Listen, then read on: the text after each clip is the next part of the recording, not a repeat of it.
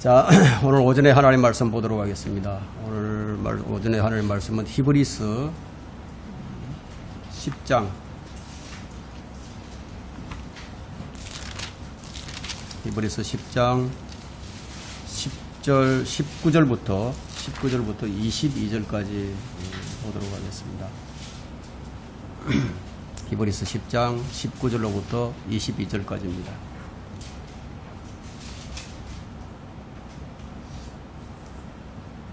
제가 받들어 읽겠습니다. 그러므로 형제들아, 우리가 예수의 피로 인하여 담대하게 지성소에 들어가나니 그가 우리를 위해 바치신 새롭고 살아있는 길로 휘장 곧 그의 육체를 통하여 들어가느니라. 만약에 주님께서 십자가에 달리시지 않으셨다면 우리가 들어갈 길이 없는 거죠. 또한 하나님의 집을 다스리는 대제사장이 계시니 우리가 믿음의 온전한 확신 가운데서 진실한 마음으로 다가가자. 이는 우리의 마음은 핏부림을 받아 악한 양심으로부터 깨끗해졌고 우리의 몸은 순수한 물로 씻겨졌기 때문이라. 오늘 설교 제목은 말세를 사는 우리들의 살 길. 말세를 사는 우리들의 살 길이 무엇인가에 대해서 설교하도록 하겠습니다. 네, 말씀에 조명을 주시도록 기도하겠습니다. 위대하신 아버지 하나님, 오늘 주천날 아침에 저희들이 모여 주의 말씀을 공부하고 또 주의 만찬식을 거행했습니다. 우리는 지금 주님께 경배를 드리고 있습니다. 주님은 아름다운 환경으로 조성시켜 주셔서 저희들이 쾌적한 곳에서 예배를 드릴 수 있게 해주셨습니다.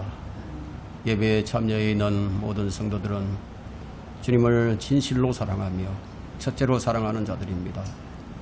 주님의 오심을 학수고대하면서 날마다 하루하루 사는 것을 주님만을 바라보며 사는 신실한 믿음의 사람들입니다. 늘 기억해 주시고 더 사랑해 주시고 귀히 여겨 주시며 생애를 인도해 주시기를 원합니다. 방금 봉독한 이 말씀을 제가 강론하고자 합니다. 제 안에 주님의 영으로 충만케 해주셔서 이 말씀을 사실 그대로 효과적으로 잘 전가할 수 있게 해주시며 또 우리 회중들의 마음을 갈아엎어 주셔서 복토가 되게 해주시며 이 말씀을 마음 깊이 잘 심겨줘서 이 말씀이 자라서 열매를 맺고 주님을 영광롭게 하는 데까지 이룰 수 있도록 인도해 주시기를 원합니다. 주님, 이 세상은 참으로 험악한 세상입니다. 하루하루 살아가는 것이 주님의 은혜가 아니고서는 우리가 살아갈 수 없는 곳입니다. 하루 동안에도 어떤 일이 일어날지 알지 못하는 수많은 사건과 사고들이 일어나고 있습니다.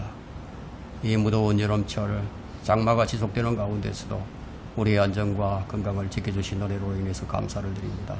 이 시간이 온전히 주님께 드려지며 주님 기뻐 받으시는 합당한 예배가 되게 해주십시오.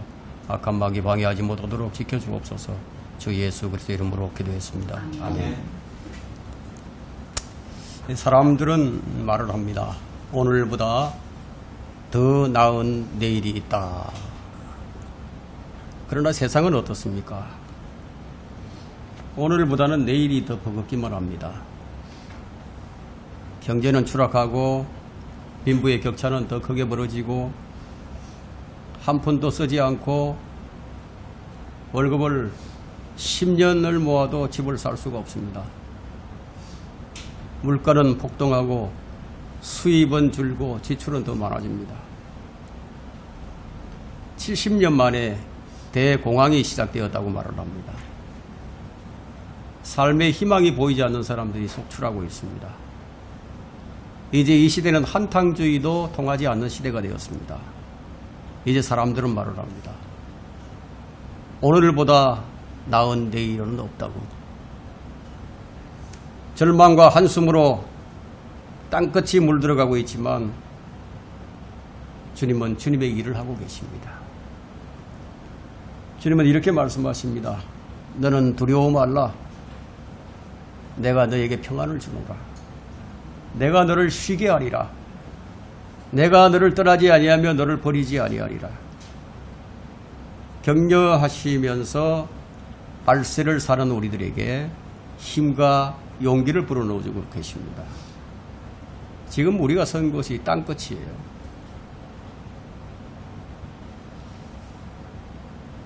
땅끝에 우리가 서 있습니다. 고린도후서 5장 17절에는 이런 말씀이 있죠. 그러므로 누구든지 그리스도 예수 안에 있으면 새로운 피조물이라. 옛 것들은 지나갔으니 보라 모든 것이 새롭게 되어도다. 오늘 이 본문이 우리가 새롭게 되었음을 말씀해주고 있습니다. 이 말의 의미는 새롭게 되었으니까 새로운 방식으로 살아라. 그런 의미가 있죠. 예수님을 믿는 그 자체가 새로운 삶을 사는 것인데, 그런데 무슨 특별히 새로운 삶을 살아야 하는 것인가? 그렇게 생각을 한다면은 여러분은 예수님 안에서 새로운 삶을 사는 것이 결코 아닐 것입니다. 성경은 고린도후서 4장 16절에서 이렇게 말씀하기 때문인데요. 우리 겉사람은 썩어질지라도 우리 속사람은 날마다 새로워지나니. 새로운 삶이란 무엇이죠? 새로운 삶. 요한복음 15장 5절에 따르면 주님은 포도나무요 우리는 그 가지들이라고 했습니다.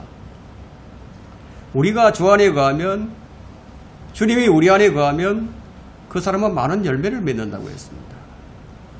또한 주님은 나를 떠나서는 너희가 아무것도 할 수 없다고 말씀하셨습니다. 이렇게 사는 것이 새로운 삶입니다. 여러분이 정말 예수님을 정말 제대로 믿고 있다면 아마 많은 열매를 맺고 있을 것입니다.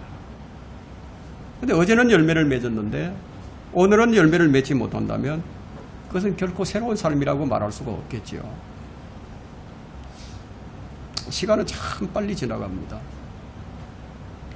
어제가 오늘이 되죠. 지난 한 해 동안, 지난 한 주 동안 우리의 삶에 어떤 변화가 있었는지 딱히 말할 게 없다면은 우리는 지금 영적으로 방황하고 있는 중입니다. 영적 마비, 감각이 전혀 없는 상태, 나태함이죠. 내가 연약하니까 어쩔 수가 없다. 이렇게 생각을 해서는 결코 안 될 것입니다. 결국은 그 모습으로 주님 앞에 서게 될 테니까요. 그런 상태로 얼마를 더 살든 그런 삶은 아무런 의미가 없는 거예요. 곧 하나님 앞에 서는 순간이 오게 될 테니까. 이런 생각을 하시면서 여러분들이 이 설교를 듣기를 바랍니다.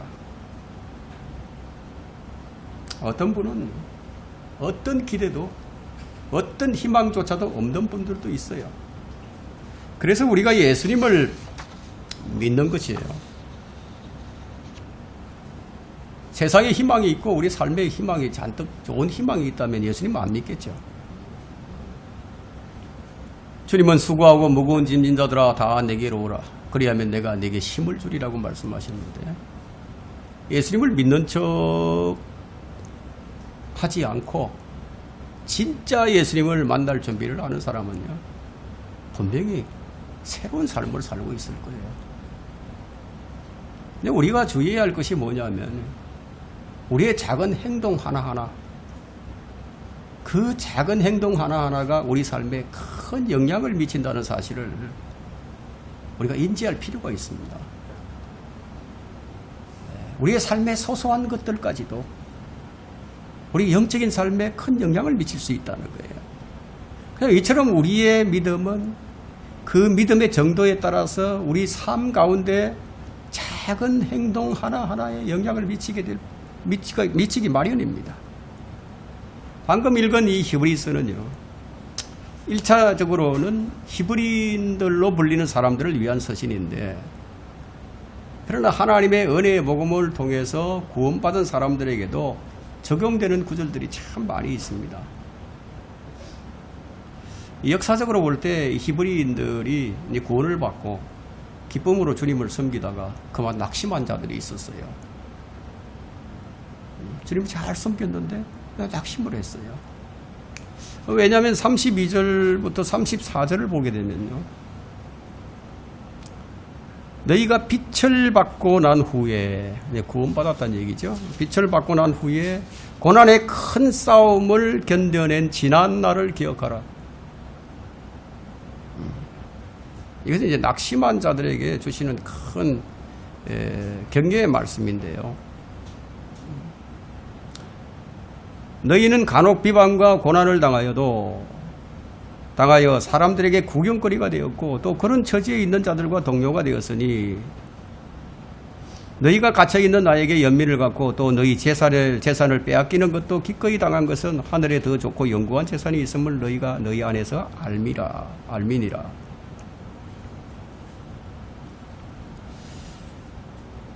낙심한 자에게 이 격려를 주는 말씀인데 36절에서는 그러니까 너희에게 인내가 필요하다고 말하고 있습니다. 너희가 하나님의 뜻을 행한 후에 그 약속을 받을 것이라고 말을 하고 있죠. 그들 가운데는 유구한 역사와 전통을 자랑하는 유대교를 버리고 너무 성급하게 새로운 가르침을 따르지 않았나 이런 생각을 하는 사람들이 다시 옛길로 되돌아가려고 하는 사람들이 있었던 것이에요. 그것을 가리켜 29절을 보게 되면 뭐라고 말씀하시냐면요. 하물며 하나님의 아들을 발 아래 짓밟고 또 자기를 거룩하게 한 그리스도의 피를 거룩하지 아니한 것으로 간주한 자들을 향해 뭐라고 얘기하냐면 그 은혜의 영을 모독하는 자라고 규정을 합니다. 그리고 심한 형벌을 받을 것이라고 말을 하고 있죠. 그렇다면 이 히브리인들은 지금 매우 위험한 상황에 처해 있었던 것이 분명합니다. 히브리서는 지금 복음을 저버리는 행위가 얼마나 큰 위험을 초래하는지를 알려주기 위해서 기록이 되었습니다. 히브리서 기자가 그들에게 복음의 위대함과 영광을 제시하고 또 그것을 포기할 때 따르는 그 결과를 일깨우는 방법을 택했던 겁니다. 그런 여러 곳에서 그런 메시지를 담아 다양한 방법으로 그 제시하고자 하는 목적을 지금 이루어 나가고 있습니다. 그래서 이 본문의 말씀은 기도의 관점에서 아주 교리의 중요성을 일깨워주는데 그리스도인들은 기도 없이는 살 수가 없죠. 기도는 성도의 호흡이니까요. 그럼 믿음은 무엇으로 나타나게 되죠? 믿음은 행동으로 나타나게 됩니다. 그 행동하지 않는 믿음은 죽은 믿음이에요. 그렇게 볼 때 오늘날의 대부분의 사람들의 믿음은 어떻다? 죽었다. 죽은 믿음이에요. 성경적 실행을 하지 않는 것은 곧 죽은 믿음입니다. 그래서 주님은 잠자지 말고 정신을 차리고 깨어있으라고 명령을 하시죠. 마지막 날들에 관해 말씀하신 주님께서는 12명의 처녀들에 관해서 말씀을 하셨는데 신랑을 기다리는 10처녀들 모두가 잠들어 있었다는 것이에요. 참 모두가 잠들어 있었다는 것이 참 의미심장한 그 말씀이 아닐 수가 없는데요. 신랑을 기다리는 사람들이 지쳐서 그만 모두 잠이 들어버린 것이에요. 이 말씀은 교리적으로는 대환란 시대에 이 10처녀, 유대인 10처녀를 말하고 있지만, 유대인들을 말하고 있지만 우리가 영적으로 이 시대에 적용을 한다면 지금 이 기독교계 사람들이 모두 이와 같은 모습이 아닐까 그런 생각을 해봅니다. 모두가 다 잠들어 있어요. 생명이 있는 생명체는 움직이죠. 반드시 움직입니다. 믿음을 무슨 거창하게 아주 대단한 일을 해야 한다고 생각한다는 것은 그런 생각을 할 필요가 없어요. 아주 작은 삶의 방식에 그 영향을 행사하는 것이 바로 살아있는 믿음이에요. 무슨 꼭 대단한 일을 해야만 이게 믿음이 아니에요. 하나님을 믿는 믿음이 있다면 하나님께 대한 반응이 자신의 이 사소한 아주 소소한 삶의 방식을 변화시키고 있을 거예요. 그 자신의 믿음을 스스로 입증하는 방식은 그 자신의 사소한 삶을 점검해 보면 아는 거예요. 무엇을 점검해야 될까요? 우선 기도하고 있는가? 내가 기도하고 있는가? 여러분 형식적인 기도를 얘기하는 게 아니에요. 기도하고 있는가? 주님과 진지한 교제를 하고 있는가? 이걸 점검해 보라는 겁니다. 자기 양심이 말해줄 거예요. 내가 정말로 주님과 진지한 교제를 하고 있는 것인가? 여러분, 양심이 다 여러분들에게 알려줍니다. 자신을 속일 수 없어요. 주님은 기도하고 낙심하지 말 것을 가르치셨죠. 성경은 쉬지 말고 기도할 것을 명령합니다. 왜냐하면 기도하지 않으면 낙심하기 때문에. 기도는 그리스도인의 삶에 절대적으로 필요한 것입니다. 그것을 모르는 기독교인이 어디 있겠어요? 기도가 필요하다는 것은 모두가 다 알죠. 그러나 잘 알지만 잘 하지 않는 것이 또한 기도입니다. 그런데 기도를 한다고 하더라도 주님과 교제하는 기도가 되질 못해요. 방법을 몰라서 그런 경우도 있겠지만 또한 방법을 잘 알고 있다고 하더라도 안 되는 것이 기도예요. 여러분은 자신 있게 기도에 대해서 나는 기도의 사람이다, 이렇게 자신 있게 말할 수가 있겠어요? 그렇다면 진지한 기도는 어떻게 해야 하는 것인가 하는 거예요. 이론적으로 기도에 관해서 말하는 것과 실제로 기도하는 것과는 달라요. 이처럼 아는 것과 실행하는 것은 다른 것이에요. 지식을 아는 것과 가르치는 것도 달라요.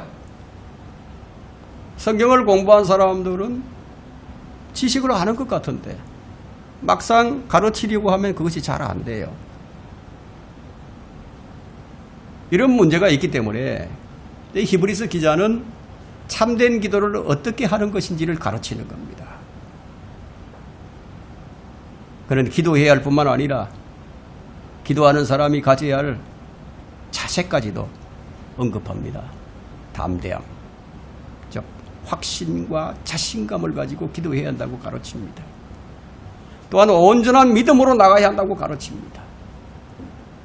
기도는 막연하게 도움이나 능력을 구하는 것이 아니라 기도는 확신과 믿음과 담대함으로 하나님께 나아가는 거예요. 기도가 없으면 더 이상 교회가 유지될 수 없어요. 그것은 바울 시대나 지금이나 마찬가지입니다. 우리는 온갖 문제와 어려움과 혼란에 휩싸여 있습니다. 이런 우리에게 기도하는 법을 정확히 아는 것보다 더 중요한 것은 없겠죠. 하지만 알고는 있지만 마음먹은 대로 잘 안 되는 것이 또한 기도입니다. 이 문제를 해결하여 진지하게 주님과 교제하는 자들이 되어야 할 것입니다. 첫 번째, 기도의 어려움입니다. 본문은 참된 기도에 대해서 가르치는데 기도가 쉽지가 않아요. 그래서 오늘 설교 제목을 기도는 참 어렵다 이렇게 정하려고 하다가 다르게 정했는데요. 기도는 어렵다는 것이 본문의 요지인 것 같습니다. 이 어려움을 의식하지 못하게 되면 올바른 기도가 참 힘들 것이에요. 오늘날에는 사람들이 기도가 가장 쉽고 간단한 일이라고 생각을 합니다. 그러나 성경이 가르치는 것에 따르면 기도는 몹시 어렵습니다. 어쩌면 신앙생활 가운데서 가장 어려운 일인지도 몰라요. 기도보다 설교가 더 쉽다고 말하면 아마 거의 모든 설교자들이 여기에 동의할 것입니다.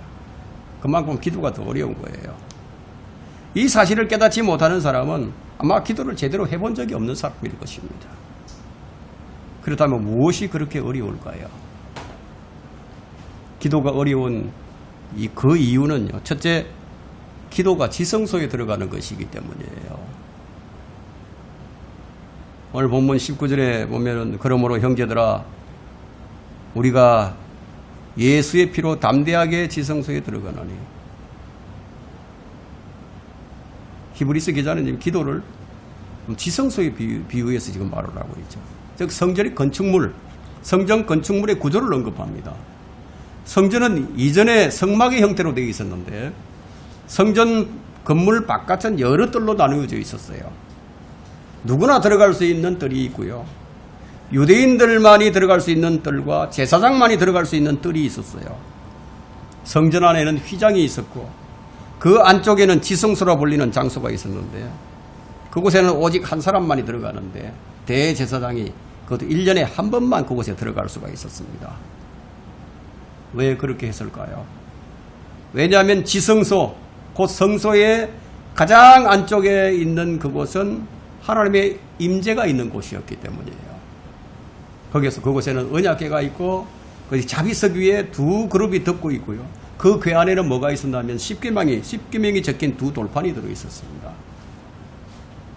하나님은 그곳에 임재해서 백성을 대표하는 대제사장을 만나신 거예요.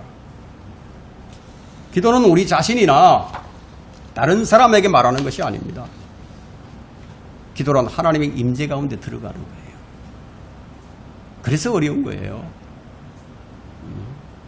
주님과 만남이 없는 기도는 허공을 치는 기도일 뿐이죠. 기도가 무엇인지 조금이라도 깨닫는다면요, 분명 처음에는 기도할 수가 없다고 느낄 거예요. 자, 기도가 참 어렵구나. 이사야는 우리 중에 누가 삼키는 불과 함께 거하겠느냐고 말을 했습니다. 누가 주님의 임재와 함께 할 수 있겠느냐고, 누가 타오르는 불 앞에 설 수 있겠느냐고. 하나님의 빛이십니다. 그분은 조금의 어두움도 없으십니다. 지금 본문의 히브리서 기자는 이 사실에 깊은 관심을 둔 거예요. 그래서 12장의 마지막에 다시 한번 더 언급하는데, 그는 기도를 쉽게 잘하는 것을 생각하는 것을 결코 용납하지 않았습니다. 여러분 12장 28절과 29절 한번 보십시오. 그러므로 우리가 흔들릴 수 없는 왕국을 받으리니 은혜를 소유하자. 우리가 이 은혜로서 하나님을 기쁘게 섬기되 경외함과 경건한 두려움으로 알지니 우리 하나님은 소멸케 하시는 불이심이라. 자, 이런 존재 앞에 감히 누가 선뜻 나갈 수 있겠어요? 감히 누가 선뜻 나설 수 있겠느냐? 이것이 첫 번째 어려움이자 장애물입니다. 이번에는 두 번째 어려움을 좀 살펴보겠습니다. 기도의 두 번째 어려움은 뭐냐면 양심 때문이에요. 양심. 여러분 10장 22절이에요. 우리가 믿음의 온전한 확신 가운데서 진실한 마음으로 다가가자. 이는 우리 마음은 핏부림을 받아 악한 양심으로부터 깨끗해졌고, 우리는 사람들에게 무엇이든지 말을 할 수 있어요. 그들 앞에서 우리 자신을 정당화시킬 수도 있어요. 뭐 그런 일들은 조금도 어렵지 않아요. 왜냐하면 우리는 변명하는 데 능숙하기 때문에. 다른 사람들이 무슨 비난을 퍼붓든 우리에겐 늘 할 말이 있어요. 이것이 사람의 기본 속성입니다. 그러나 하나님께 기도하려고 하면은 그 순간 양심이 우리 안에서 말을 하기 시작하는 거예요. 우리는 이 양심의 증거를 묵살시킬 수가 없어요. 양심이 이 모든 사실을 우리 앞에 적나라하게 다 펼쳐 보여줍니다. 아무리 애를 써도 양심의 소리에 대꾸할 수가 없어요. 성경은 여러 곳에서 이 사실을 구체적으로 언급해 줍니다. 다윗을 보게 되면 시편 51편은 이것을 구체적으로 보여줍니다. 다윗은 간음이라는 죄와 살인이라는 큰 죄를 저질렀어요. 나단 선지자를 통해서 그의 양심이 깨어나기 전까지는 어땠는지 아십니까? 다윗이 행복한 생활을 하고 있었습니다. 즐겁고 유쾌했습니다. 양심이 깨어나기 전에는요. 그러나 그의 양심이 깨어난 순간부터 큰 고통을 느끼기 시작합니다. 그래서 그의 강구를 보게 되면 시편 51편 1절과 2절을 보십시오.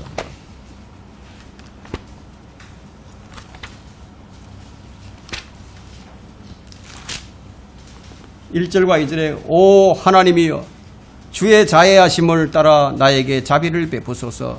주의 온유한 자비들의 풍성함을 따라 내 죄가들을 지워버리소서. 나의 죄악으로부터 나를 철저히 씻으시고 나의 죄로부터 나를 깨끗하게 하소서. 내가 내 죄가들을 아오니 내 죄가 항상 내 앞에 있나이다. 변명할 길이 없었어요. 우리를 질책하는 양심이 지난날의 죄를 상기시키고 우리 앞에 펼쳐 보여줍니다. 아무리 외면을 하려고 해도 그럴 수가 없어요. 이 양심의 질책은 참으로 두려운 것이 아닐 수가 없어요. 살아있는 양심은 이런 것이에요. 예수 그리스도의 피뿌림을 받은 양심은 이런 것이에요. 다른 양심이 아니에요.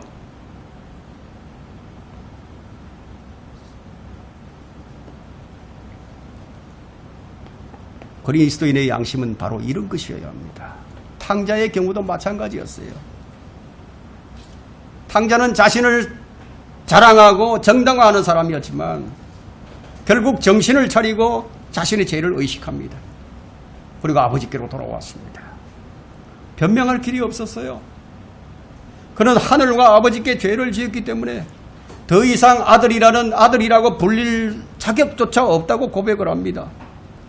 그래서 이 양심의 문제를 해결하지 않고는 우리가 진정으로 기도할 수가 없습니다. 그런 경우는 자기 자신과 논쟁을 벌이며 어떻게 해서든지 간에 양심의 질책을 좀 무마시키려고 그 양심의 질책을 무마시키려 하는 그런 기도밖에 할 수가 없겠죠. 이것이 바로 두 번째 기도의 어려움입니다.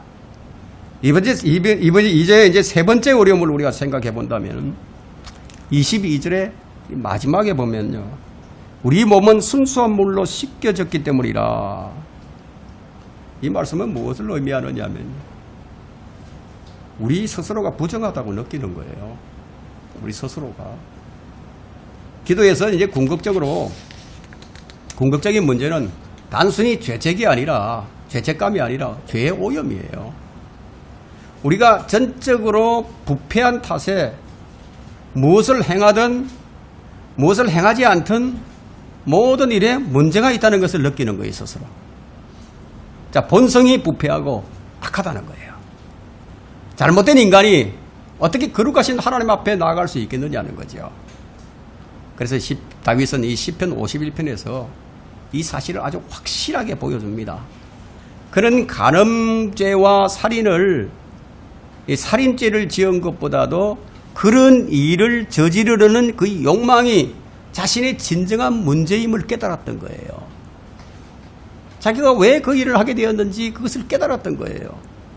그것은 그런 행위가 아니라 마음의 문제라는 것을 깨달았습니다. 곧 자기 안에는 그런 욕망을 부추기는 악하고 더러운 아주 부정한 본성이 도사리고 있다는 것을 깨달았던 거예요. 그 순간 그는 그의 죄악을 깨끗하게 씻겨달라고 고통스럽게 울부짖습니다. 그 시편 51편 5절과 6절을 보게 되면 보소서 내가 죄악 중에 조성되었고 죄 중에서 내 어머니가 나를 배웠나이다. 보소서 주께서는 마음에 있는 진실을 원하시오니 주께서는 감추어진 곳에서 나로 지혜를 알게 하리이다. 잔과 접시의 바깥쪽에만 집착하던 이 바리새인들과는 달리 하나님 마음을 보시는 거예요. 다윗은 그 사실을 깨달았습니다. 주님은 바리새인들에게 하신 말씀이에요.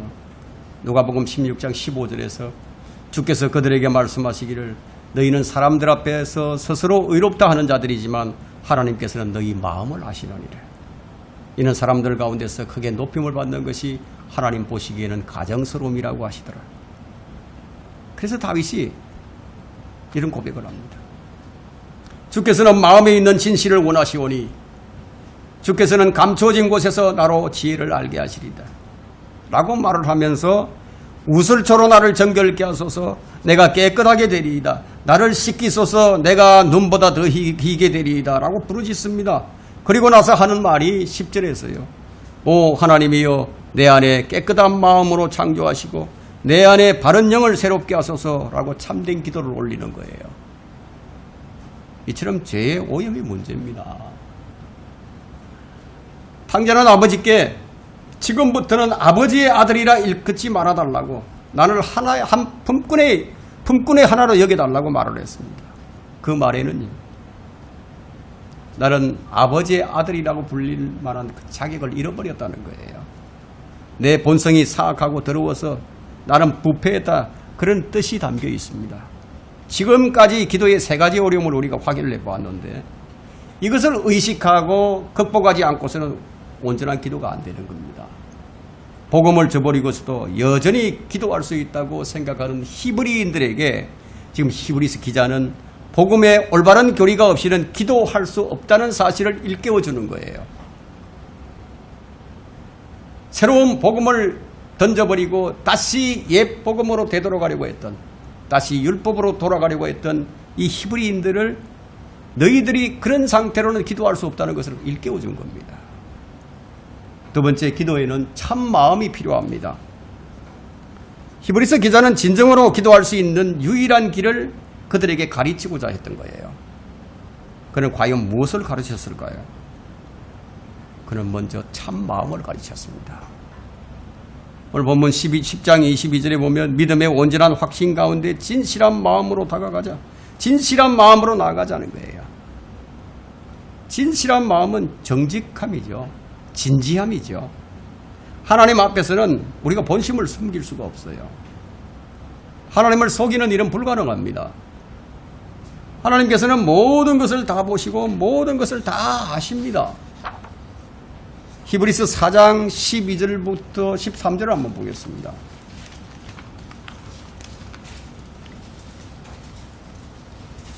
하나님의 말씀은 살아있고 능력이 있어 양날이 있는 어떤 칼보다 예리하여 혼과 영 그리고 관절과 골수를 찔러 가르고 마음의 생각과 의도들을 판별하노니라. 그 어떤 피조물도 그분 앞에 나타나지 않는 것은 하나도 없나니 오직 만물이 우리가 회개해야 하는 그분의 눈앞에 벌거벗은 채로 명백하게 드러나게 되노니라. 이처럼 사람은 속일 수 있겠지만 하나님은 속일 수 없어요.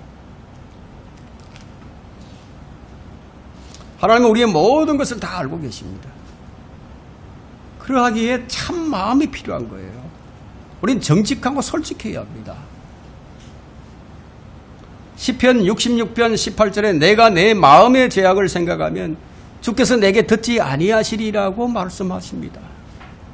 내가 무엇을 숨긴다면 하나님은 우리의 기도를 듣지 않으신다는 거예요. 우리 마음에, 그런데 문제는 우리 마음에 내가 알지 못하는 은밀한 것들이 숨겨져 있을 수가 있다는 거예요. 하나님 우리가 정직하고 솔직하기를 바라십니다. 우리는 반드시 그에 부응해야 합니다. 그러나 그것이 전부가 아닙니다. 진실하다고 해서 무조건 하나님 앞에 나아가서 참된 기도를 한다거나 기도를 응답받으리라는 보장이 없다는 거예요. 히브리서 기자는 반드시 필요한 또 다른 것을 언급하고 있습니다. 그것이 무엇일까요? 본문은 이렇게 말씀하십니다. 오늘 본문 히브리서 10장 19절부터 21절에요. 그러므로 형제들아 우리가 예수의 피로 인하여 담대하게 지성소로 들어가나니 그가 우리를 위해 바치신 새롭고 살아있는 길로 휘장 곧 그의 육체를 통하여 들어가느니라. 또한 하나님의 집을 다스리는 대제사장이 계시니. 그렇다면 우리가 어떻게 기도를 해야 할까요?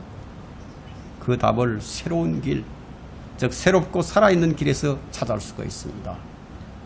본문은 이 길을 강조합니다. 이것을 설명하기 위해서 여러 대조법을 사용했습니다. 어리석게 믿는 이 히브리인들이 다시 옛길로 되돌아가려고 했던 거예요. 그들은 다시 성전의식과 제사장 제도를 다시 받아들이려고 했습니다. 본문은 그런 자들을 향해 너희가 옛길로 되돌아가려고 하는 것은 새로운 길을 온전히 깨닫지 못했기 때문이라고 말합니다. 여러분, 진리를 온전히 깨달은 사람이 진리에서 벗어날 수 있을까요? 결코 벗어나지 못합니다. 진리를 온전히 깨달으면 반드시 진리의 길로만 걸어갑니다. 깨달음이란 이렇게 중요한 것입니다. 그래서 히브리인들은 깨닫지 못했던 거예요. 그런 히브리인들에게 이제 새로운 길을 제시합니다. 이것이 바로 히브리서 전체를 관통하고 있는 주제입니다. 옛 언약과 새 언약, 성전 예배와 영과 진리로 드리는 예배를 뚜렷이 대조시킵니다. 복음은 새로운 길이에요. 그런 옛 길이 제사장 제도에 의존하는 특성을 지니고 있었다는 사실을 논증하는데요. 히브리서 10장 9절부터 13절까지를 한번 보도록 하겠습니다. 그때 말씀하시기를 오 하나님이여 보소서 주의 뜻을 행하려고 내가 왔나이다 하셨으니 첫 번째 것을 패하심은 두 번째 것을 세우려 하심이라. 그 뜻에 따라 모든 사람을 위하여 한 번 예수 그리스도의 몸을 들이심으로 우리가 거룩하게 된 것이라. 제사장마다 매일 서서 섬기며 똑같은 제사를 자주 드리지만 이것으로서는 결코 죄들을 제거할 수 없으나 이분은 한 번의 속죄제를 영원히 드린 후 하나님의 오른편에 앉으셔서 그 후로는 그의 원수들을 자기 발판으로 삼으실 때까지 기다리시느니라. 이렇게 대조하는 요점이 뭐냐면 옛 길이 죽은 길이라는 거예요. 그 옛 길에는 생명이 없다는 겁니다. 그 옛 길은 제사장 제도를 의존하는데 제사장들은 모두 늙어 죽기 마련이죠. 그런데 단번에 모든 것을 이루신 대제사장이 계시는데 그분은 영원히 살아계십니다. 저는 어떤 설교가 가장 좋은 설교냐 이렇게 질문을 저에게 한다면 저는 이렇게 대답하고 싶습니다. 예수 그리스도를 가장 잘 나타내는 설교가 가장 좋은 설교라고 그렇게 저는 말을 하고 싶습니다. 단번에 모든 것을 다 이루신 대제사장이 살아계십니다. 그분은 영원히 살아계십니다. 히브리서 기자는 히브리서 7장 22절부터 25절에서 이 사실을 분명하게 제시해 주는데요. 7장 22절이죠. 예수는 이처럼 더 좋은 언약의 보정이 되셨느니라. 그들이 실로 많은 제사장이 된 것은 죽음으로 인하여 직무를 계속할 수 없었기 때문이나 이분은 영원히 계시기 때문에 불변의 제사장 직분을 가지셨도다. 그러므로 그는 또한 자기를 통하여 하나님께 나오는 자들을 끝까지 구원하실 수 있으니 이는 그가 항상 살아계셔 그들을 위해 중보하심이라. 과거의 길이 폐쇄되고 새로운 길이 열렸다는 거예요. 그러면서 하는 말이 너희들이 왜 옛길로 되돌아보느냐, 왜 옛길을 되돌아보느냐, 새로운 길이 있는데, 영원히 살 길이 있는데 어찌하여 너희가 사라진 길로 다시 옛길로 되돌아가려고 하느냐, 정신을 차리라고 하는 거예요. 이 모든 사실들이 오늘날의 상황에 참으로 중요하고도 적절하게 적용된다고 여러분 생각지 않습니까? 오늘날에도 옛길로 되돌아가고 싶어하는 것처럼 보이는 자들이 참 많이 있습니다. 많은 사람들이 인간적인 제사장 제도, 니콜라파, 지배하는 세력, 주께서 미워하시는 의식과 제도로 되돌아가려고 하고 있습니다. 이것이 무엇으로 입증이 되고 있느냐 하면요, 개신교도들이 종교개혁 400년이 지나면서부터 옛길로 다시 되돌아가 버렸어요. 다시 캐톨릭으로 되돌아가려고 하고 있고요. 많은 교단과 교파들이 이미 캐톨릭으로 되돌아가 버렸어요. 캐톨릭에서 나와서 캐톨릭으로 되돌아가 버린 거예요. 그들은 예수 그리스도 안에 있는 새롭고도 영원한 길을 던져버린 겁니다. 오늘날 우리는 이 가르침을 잘 이해해야 합니다. 요즘에는 이 고속도로가 시원하게 뚫려 있죠. 그래서 더 이상 이리저리 좁은 길을 돌아갈 필요가 없이 빠르게 이제 이동할 수가 있습니다. 사람들이 이제는 더 이상 옛 길을 따라서 다니지 않아요. 이것이 바로 히브리서 기자가 말하고자 하는 요지예요. 과거의 의식과 제도는 더 이상 필요하지 않다. 일시적이고 인간적인 길, 그것이 죽은 길이, 그 죽은 길이 사라지고 하나님의 아들 예수 그리스도 안에서 새로운 살 길이 열렸다는 거예요. 계속해서 이 히브리서 기자는 새로운 길의 그 놀라운 특징들을 지금 언급하고 있습니다. 이 사실 역시 오늘날의 상황을 통해서 생생하게 우리가 이해할 수가 있습니다. 새로운 고속도로의 가장 주된 특징 중에 하나는 토대가 견고하다는 거죠. 든든하게 아주 튼튼하게 지어졌습니다. 그래서 고속도로는 교통량이 아주 많아요. 그렇기 때문에 견고하지 못하게 되면 문제가 발생하게 됩니다. 아주 굳건한 기초가 필요하죠. 토대가 매우 중요합니다. 우리 신앙생활도 마찬가지예요. 히브리서는 지금 믿음의 토대를 분명히 밝혀줍니다. 그가 우리를 위해 바치신 새롭고 살아있는 길로 휘장 곧 그의 육체를 통하여 들어가느니라. 새로운 살길은 성육신 토대 위에 건설되었습니다. 여러분 히브리서 10장 5절을 한번 읽어보세요. 자, 5장에 보면요. 그러므로 그가 세상에 오실 때에 말씀하시기를 주께서는 희생제물과 예물을 바라지 아니하시고 나를 위하여 한 몸을 예비하셨도다. 바로 이 때문에 우리가 기도할 수 있는 거예요. 어떤 의미에서요?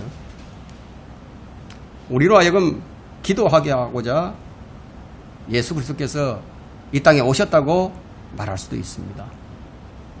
우리가 하나님 앞에 나갈 수 있는 길은 오직 하나뿐입니다. 나는 길이요 진리요 생명이라고 말씀하시면서 나로 말미암지 않고는 아버지께로 올 자가 아무도 없다고 말씀하셨습니다. 우리에게는 한 위격 안에 두 본성이 존재하는 성육신의 도움이 필요합니다. 한 위격 안에 두 본성이 존재한다. 하나님의 손과 사람의 손을 잡아서 연결해 주시는 주님이 필요한 거예요. 하나님의 임재 가운데 거침없이 나아갈 수 있게 하는 견고한 토대가 필요한 거예요. 그것이 필요한 거예요. 그렇다고 해서 물론 성육신이 전부가 아닙니다. 히브리서 기자는 더 나아가서 예수님의 보혈과 희생을 언급하고 있습니다. 이것이 골자예요. 성육신만으로는 우리가 하나님의 임재 앞으로 나아갈 수가 없어요. 그 이상의 것이 필요했습니다. 우리의 죄를 대속하시고 죄책감을 없애신 분 예수 그리스도께서 그 일을 이루셨어요. 그가 친히 나무에 달린 자신의 몸으로 우리의 죄들을 담당하셨어요. 그분의 몸이 찢기고 그분의 피가 쏟아졌습니다. 주님은 이것을 기념하라고 했기 때문에 우리가 오늘 주의 만찬식을 거행했습니다. 예수님의 보혈로서 하나님과 우리의 화목이 이루어졌습니다. 이것이 길이에요. 유일한 길입니다. 우리가 이것을 잊지 말자는 거예요. 우리에게는 언제나 이 길이 필요합니다. 언제나 기도할 때든지 찬양할 때든지 무슨 일을 할 때든지 언제든지 필요합니다. 새로운 살 길 외에는 그 무엇으로도 하나님 앞에 나아갈 수가 없어요. 하늘로 올라가신 주님께서 하나님의 집을 다스리시는 대제사장이 되신다는 거예요. 우리가 올바른 교리가 없으면요, 우리가 올바로 기도할 수가 없습니다. 성육신이 있어야 되죠. 온전한 복종이 있어야 되죠. 대속이 있어야 되죠. 희생적 죽음이 있어야 되죠. 부활이 있어야 되죠. 성천, 하늘에서 중보 사역과 같은 교리가 없으면 우리가 기도할 수 없는 거예요. 이런 일들이 있기 때문에 우리가 기도할 수 있는 거예요. 이 모든 일이 지금 누가 하고 계시죠? 바로 예수 그리스도께서 하시고 계신다는 거예요. 이 모든 교리들이 반드시 필요합니다. 교리가 없으면 우리 자신에게 말할 수 있어도 하나님께 말할 수가 없어요. 기도는 항상 살아계셔서 우리를 위하여 간구하시는 우리 주님으로 말미암아 우리가 지성소에 들어간다는 거예요. 지성소로. 그래서 히브리서 7장 25절에는요. 그러므로 또한 자기를 통하여 하나님께 나아오는 자들을 끝까지 구원하실 수 있으니 이는 그가 항상 살아계셔 그들을 위하여 중보하심이라. 끝까지 구원하실 수 있다는 거예요. 예수 그리스도를 통하지 않고서는 하나님께 나아갈 수 없음을 분명히 밝히고 있죠. 히브리서 기자는 이것이 바로 우리가 진정으로 기도할 수 있는 유일한 길이라고 말을 합니다. 그런데 문제는 히브리인들이 이것을 의심했다는 거예요. 그래서 그들은 뒤돌아보았습니다.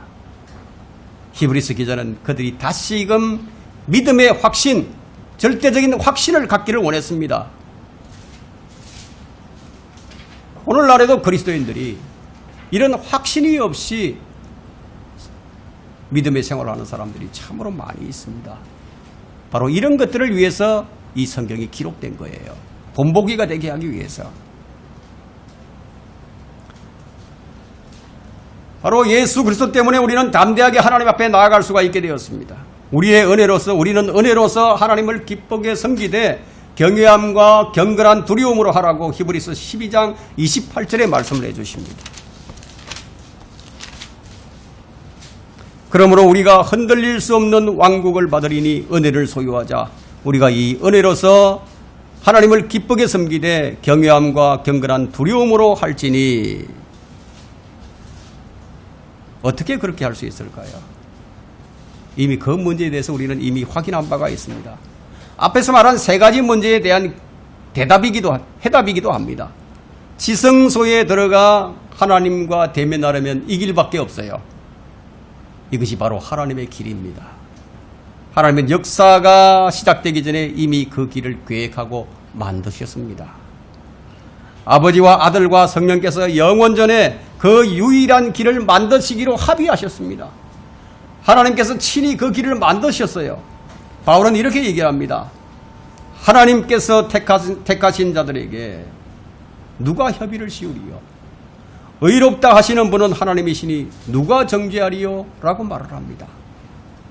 하나님께서 친히 그 길을 지정하셨어요. 여기에 그 첫 번째 해답이 있습니다.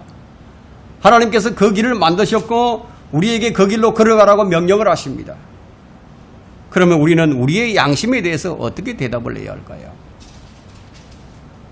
우리의 양심이 나를 꾸짖을 때 하나님의 거룩한 율법의 정죄를 어떻게 피할 수 있을까요? 로마서 10장 4절에는 그리스도께서 믿는 자의 모든 의가 되시고자 율법의 끝이 되셨느니라. 우리는 이 말씀에서 그 해답을 찾을 수가 있습니다. 하나님의 율법은 존중되었습니다. 우리 주님께서 율법을 이루셨습니다. 그분이 우리의 죄와 형벌을 짊어지셨습니다. 율법이 실행되어서 그분께 형벌이 주어졌습니다. 그로써 율법이 만족되었습니다. 그리고 그 율법이 만족되는 순간에 우리 양심도 만족하게 되었습니다. 성경은 이렇게 증언합니다. 요한일서 3장 20절에 이는 만일 우리의 마음이 우리를 정죄한다면 하나님은 우리 마음보다 더 크시고 모든 것을 아시기 때문이라. 비록 죄를 지었을지라도 사도 요한이 말한 대로 우리가 우리의 죄들을 자백하면 그는 신실하시고 의로우셔서 우리의 죄들을 용서하시며 모든 불의에서 우리를 깨끗하게 하시느니라. 그러면 양심의 정죄가 사라진다는 거예요. 이 믿음으로 하나님 앞에 나아갈 수 있는 거예요. 하나님은 이미 예수 그리스도 안에서 우리의 죄를 징벌하셨다 이거예요. 이미 벌을 내리셨다는 거예요. 그렇기 때문에 우리를 다시금 징벌하실 수 없다는 거예요. 그의 아들 예수 그리스도의 피가 우리를 모든 죄에서 깨끗하게 하시느니라. 어떤 사람은 이렇게 말할지도 모릅니다. 저의 죄가 용서받았다는 것을 믿습니다. 그러나 제 자신의 무가치함과 부패함이 문제입니다. 믿음 좋은 성도를 만날 때면요, 그들이 저를 비난하지 않았는데도 언제나 자신이 불결하고 무가치하게 여겨집니다. 그런데 어떻게 감히 하나님 앞에 설 수가 있겠느냐고 이렇게 말하는 사람들도 있어요. 그러나 그렇지가 않죠. 우리에게는 예수 그리스도가 계시기 때문이에요. 만일 계속해서 그런 생각에 사로잡혀 있다면 그 사람은 계속해서 예수 그리스도의 보혈을 무시하고 있는 거예요. 무엇 때문에 그렇게 할까요?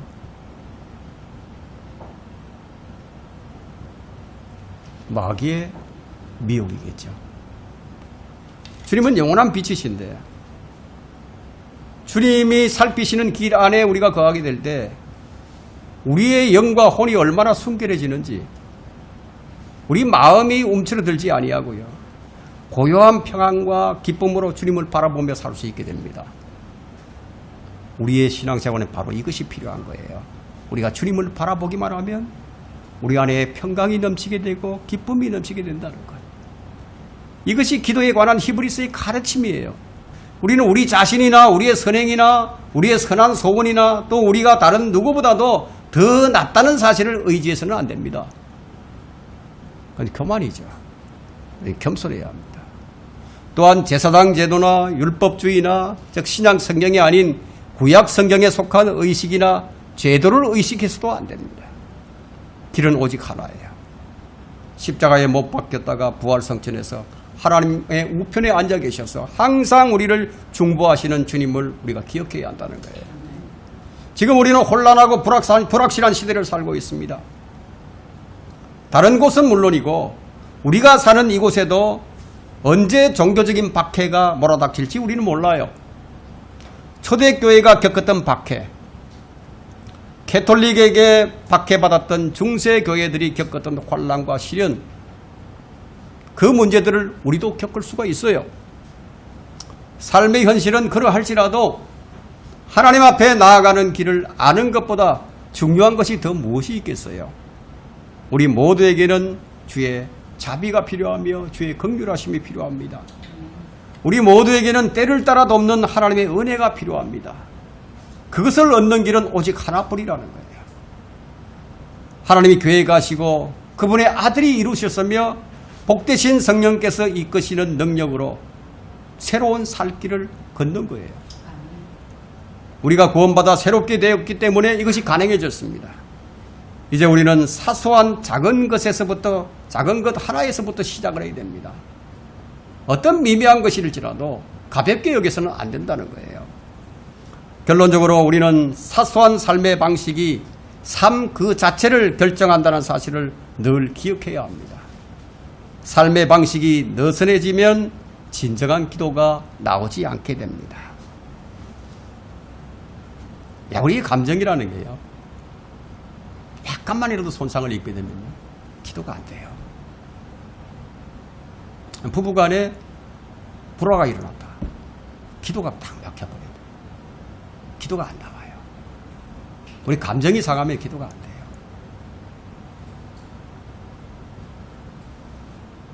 사소한 것.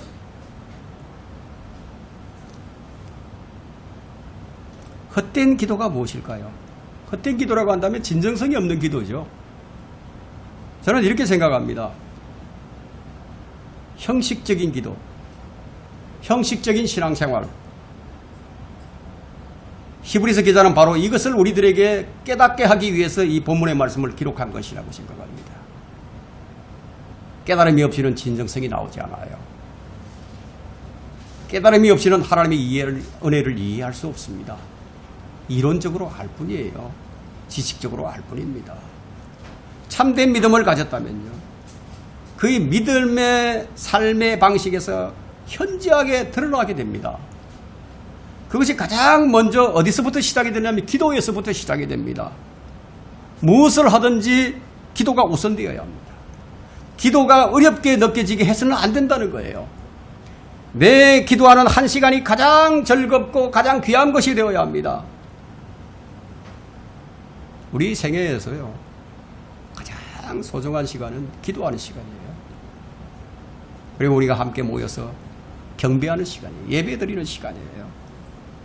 이 이상의 좋은 시간은 없어요. 우리는 이런 기도가, 이런 찬송이 있죠. 내 기도하는 한 시간, 그때가 가장 즐겁다라는 찬송을 우리가 부르곤 하죠. 그러면 정말 찬송 부른 대로 우리가 그러한가? 이런 질문을 우리 자신 스스로에게 던져보자는 겁니다. 아마 여러분의 양심이 응답할 거예요. 우리는 많은 부분에서 기도에서 잘못하고 있습니다. 많은 부분 기복적인 신앙에서 벗어나지 못하고 있습니다. 이것을 벗어나려면 이렇게 기도하라는 거예요. 이제 우리가 최우선적으로 기도할 것을, 무엇을 달라고 기도하기보다는 하나님께서 우리를 이끄셔서 다시 우리로 하여금 죽은 옛길로 돌아보지 않고 새로운 살 길을 확신하면서 믿음의 창조자요 완성자이신 주요 또 온전케 하시는 예수 그리스도를 바라보면서 믿음과 담대함으로 그 길을 걸어갈 수 있도록 기도하라는 거예요. 이것이 필요합니다. 우리 모두 기도의 용사들이 되기를 간절히 바라면서 오늘 이 설교를 마칩니다.